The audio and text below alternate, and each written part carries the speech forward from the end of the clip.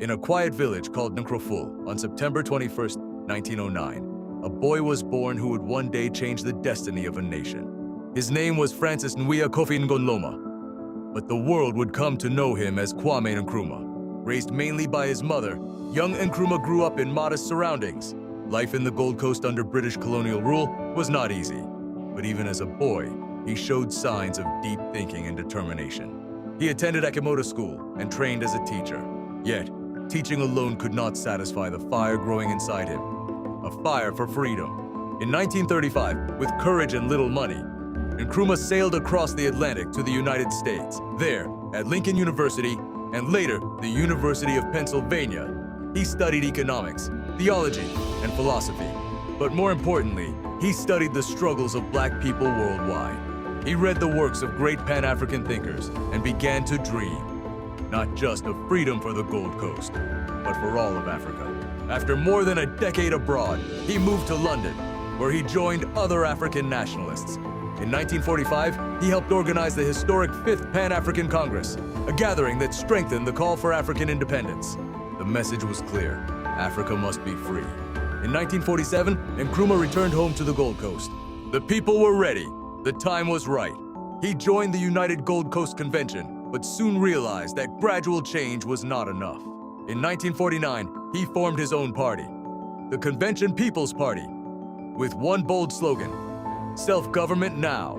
His activism led to his arrest in 1950. But prison walls could not hold the will of the people. In 1951, while still behind bars, Nkrumah's party won the national elections. He was released and became leader of government business, later prime minister. Then came the historic night, March 6, 1957. Under the bright lights in Accra, Nkrumah stood before a jubilant crowd and declared, "At long last, the battle has ended, and thus Ghana, your beloved country, is free forever." The Gold Coast was now Ghana, the first sub-Saharan African nation to gain independence.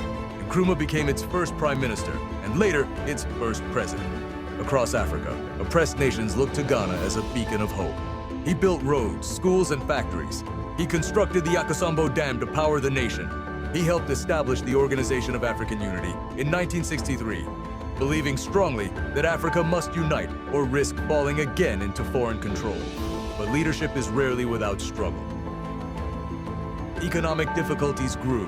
Critics accused him of concentrating too much power after Ghana became a one-party state in 1964.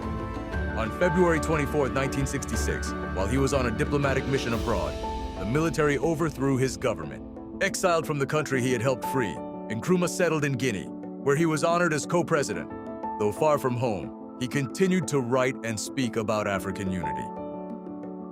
His dream never died. On April 27, 1972, in a hospital in Bucharest, Romania, Kwame Nkrumah passed away at the age of 62. The man who had once stood before a roaring crowd, proclaiming freedom, left the world quietly. Yet his voice echoes still. Today, he rests at the Kwame Nkrumah Mausoleum in Accra. School children learn his name. African leaders quote his vision. And every September 21, Ghana celebrates Founders Day in his honor. From a small village boy to a global symbol of liberation, Kwame Nkrumah's life remains a story of courage, ambition, triumph, and sacrifice. A story that helps shape not only Ghana, but the entire African continent.